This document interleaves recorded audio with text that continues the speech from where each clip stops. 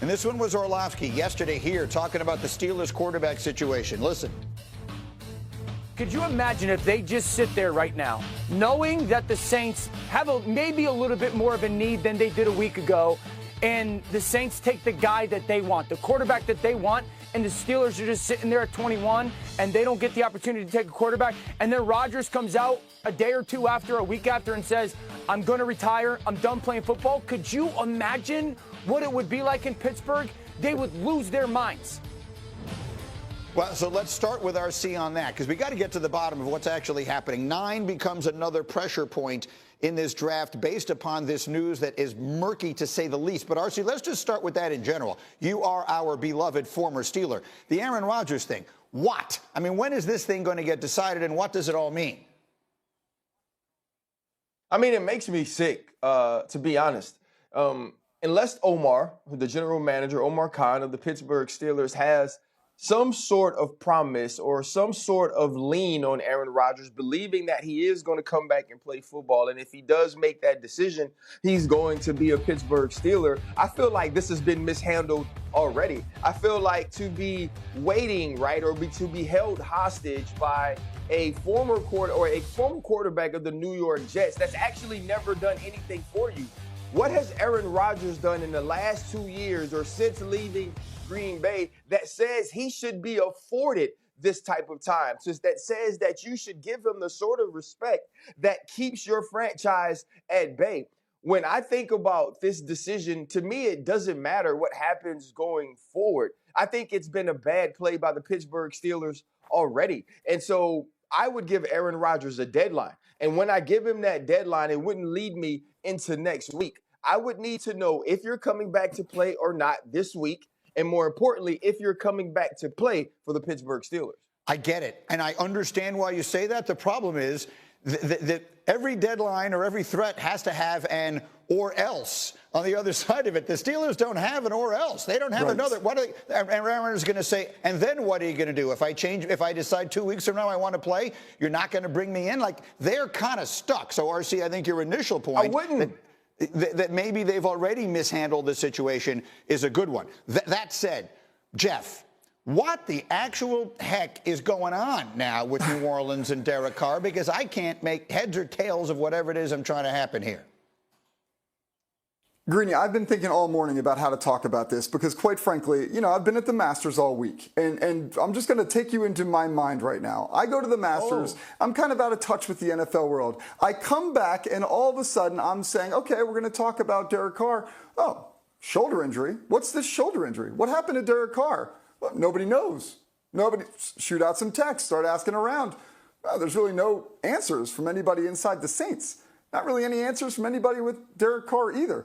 I actually reached out to somebody who interviewed with the Saints, who was up for that same head coaching job, to say, did they express any concern about Derek Carr? The person told me, no, actually, Derek Carr was kind of their plan at starting quarterback. I say this all to you because this is as peculiar as a situation for a franchise quarterback and an organization to be in at this point with the draft upcoming and the 9th overall pick.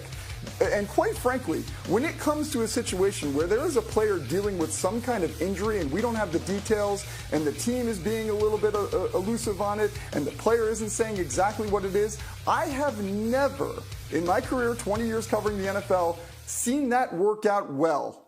And quite frankly, I don't think this is going to work out well either. So if the Saints have a quarterback at number 9 overall that they believe in, they should go ahead and take him. And by the way, I believe they will go ahead and take them.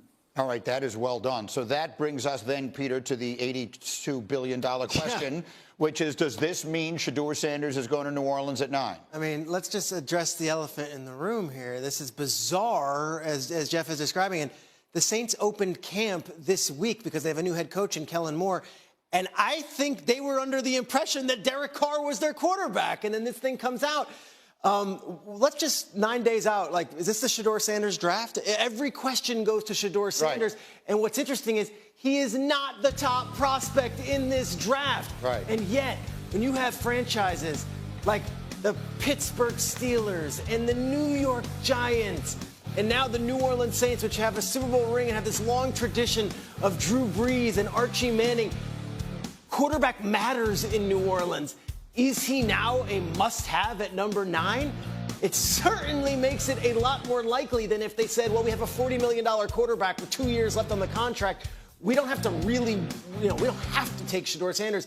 This at least makes that position far more urgent. Unless, and I want to hear everyone's thoughts on this, you roll out Spencer Rattler, who played pretty well down the season last year, and you look at a certain player named Arch Manning, who is not available in this draft. Oh, here we go. But whose grandfather is the greatest New Orleans Saint and a patron of New Orleans, as I know Ryan Clark knows quite well. That would be, I mean, look, that's the thing, but that's an awful long way from now to start planning on getting Arch Manning. RC, let me get a final word from you on this quickly. We'll come back to it. Well, I don't really have much to say except for to Jeff. We weren't at the Masters, Jeff. And I know you said it 18 times. Well, I was at the Masters. I was at the Masters. I was at the Masters. I was at the Masters. And I was at the Masters. We freaking get it. You were at the Masters. We weren't. You are cool. We are not. You saw Rory come back and make the putt. We did not. Congratulations, Jeff. Yes. Other people were doing football. The reporting could sound. Jeff was like, and then Bryson DeChambeau turned to me and he said, and then I was sending a quick text here or there in the other place, and then, at that moment, anyway. So, all right, the bottom line of it, though, and it is important, is something is going on in New Orleans. We're not 100% sure what it is, and it could have a significant impact on sports as we try and figure out which quarterback is going to be the second one selected in this year's draft. We know Cam Ward is going to go number 1, but I want you to look at what's going on right now at ESPN Bet. 3 weeks ago, Shedeur Sanders was a runaway favorite to be the second quarterback selected. Look at that. He was minus 1,600. As of today, those odds have dropped to minus 225. And Jackson Dart's numbers continue creeping closer and closer. Suddenly, he's only plus 160, which begs the question, Peter Schrager, am I living in a world where a week from Thursday night, I might hear Roger Goodell say the name Jackson Dart before I hear him say the name Shedeur Sanders? 9 days out, I'd be very surprised if Jackson Dart went before Shedeur Sanders. However, this is becoming one of those drafts amongst the front office personnel I'm talking to.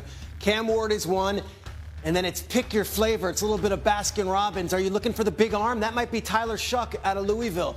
Are you looking for the speedster out of the pocket? That could be Jalen Milroe, who, by the way, Greeny, was invited to attend the draft, which always raises my eyebrow. And accepted. And accepted it and will be there.